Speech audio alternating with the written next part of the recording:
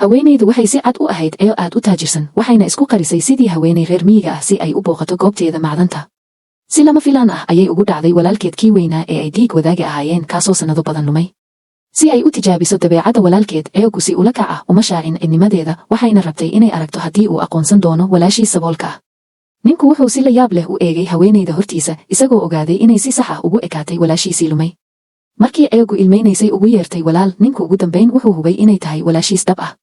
Isla markiiba wuxuu walaashiis dib ugu soo celiyey guriga. Hooyada waayeelka ah ee guriga joogta waxay horay u lumisay miyirkeeda. Waxay xanuunsatay murugo daran kadib markii gabadheeda ay lumay. Hooyadu mar walba waxay haysay rajo ah inay gabadheeda aragto laakiin hadda ma garan karto gabadha hortiisa taagan. Aragtidaas waxay jebisay qalbiga eega. Waxay ku sujuuday hooyadeed iyadoo ilmaynaysa iyada oo ballanqaadaysa inay ka daryeeli doonto hooyadeed iyo walaalkeed hadda wixii ka dambeeya oo aysan mar dambe ogolaan doonin inay dhibaatoobaan. Qadada intii la cunayay walaalku si taxadar leh ayuu u fiiriyey waxa walaashiis xiran tahay. Eegu wuxuu u malaynayay in walaalku hoos u eegayo saboolnimadeeda laakiin dhab ahaantii wuxuu murugooday markii uu arkay dhibaatooyinkii ay soo martay. Dibadda walaalku wuxuu go'aansaday inuu walaashiis shaqo degan u helo. Maalintii xigtay walaalku wuxuu walaashiis geeyey macdanta. Eegu ma fahmin sababta walaalku u qaaday 2 xabbo oo hilib ah. Si dhaqso ah ayay ula raacday walaalkeed xafiiska kormeeraha.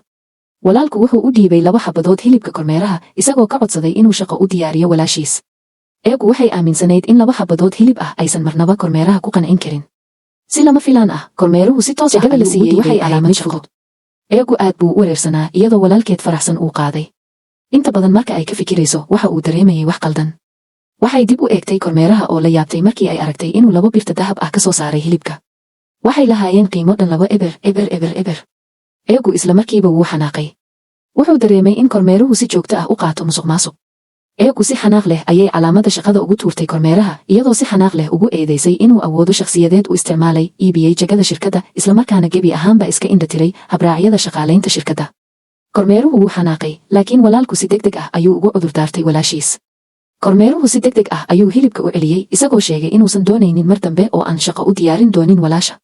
Ugu dambayntiina dad badan ayaa doonayay inay hadiyado bixiyaan si ay shaqo u helaan. Aagan saboolka ah iyo meel fog helitaanka shaqo macdan waa waddadii keliya ee nolosha. Walaalku si niyad ah ayuu uga baryay kormeeraha inuu cafiyo edebdarrada walaashiis. Laakiin kormeeruhu wuxuu caadaystay inuu kibir noqdo. Wuxuu hilibka dhulka ku tuuray isla markaana si adag ayuu wejigiisa u garaacay walaalka. Aragtidaas ayaa ka xanaajisay eega. Waxay ilowday inay qarsoodi ahaato oo si degdeg ah ayay kormeeraha ugu weydiisay cod ah oo ku saabsan maamulka liita iyadoo ku tiri inuu ku habboonayn booskaas.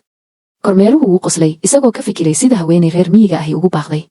Si kibir leh ayuu ugu sheegay eega inay ka baxdo xilligaas agaasimaha macdanta ayaa yimid. Wuxuu ahaa adeerka dhabta ah ee kormeeraha. Taas ayaa ahayd sababta kormeeruhu ugu dhiiraday inuu musuqmaasuq sameeyo. Walaalku si degdeg ah ayuu u sharaxay wixii dhacay. Kormeeruhu wuxuu u cararay inuu cabasho ka geeyo adeerkiis. Agaasimuhu wuu ka dhex galay isagoo si saaxiibtinimo leh u sheegay in hilib aan la aqbali doonin. Dhammaan dadka ayaa yaabay ma fahmin waxa socda.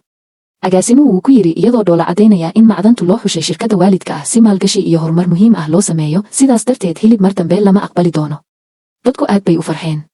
Kaliya kormeeruhu wuxuu si walwal leh uga codsaday adeerkii sida loo sii wadi lahaa nolol raaxo leh iyada oo aan musuqmaasuq la qaadan. Agaasimuhu weli wuu dhoola cadaynayay laakiin hadalkiisa wuxuu u ekaa sida sixirka sharka. Wuxuu ku yiri hilib ma aqbali doonaan lacag ayaa la qaadan doonaa. Shaqooyinka ugu adag waxay ku kacayaan 1 eber kuwa ugu fudud 1 eber. Qiimaha si cad ayaa loo calaamadeeyey. Kaliya kuwa bixinaya ayaa ka shaqayn kara halkaas. Dadku waxay dareemeen inay la qarxeen eegu si buuxda ayuu u xanaaqay. Wuxuu horay u malaynayay in dhammaan macdantu musuqmaasuq tahay laga bilaabo sare ilaa hoose. Waxay horay u socotay oo si xanaaq leh ayay agaasimaha ugu weydiisay. Agaasimuhu weli dhoola cadaynayay. Walaalku si ixtiraam leh ayuu uga baryay inuu walaashiis fursad siiyo laakiin agaasimuhu si adag ayuu u diiday. Eegu si buuxda ayuu uga niyad jabay isagoo ku tilmaamay inay yihiin kuwa dhiig ka nuugaya dadka caadiga ah. Kadibna waxay sheegtay inay siinayso fursad ugu dambaysa si ay u soo celiyaan lacagtii ay musuqmaasuq sameeyeen. Mar kale ayaa ka dhaafi doonta haddii kale waxay dhammaan doonaan xabsiga.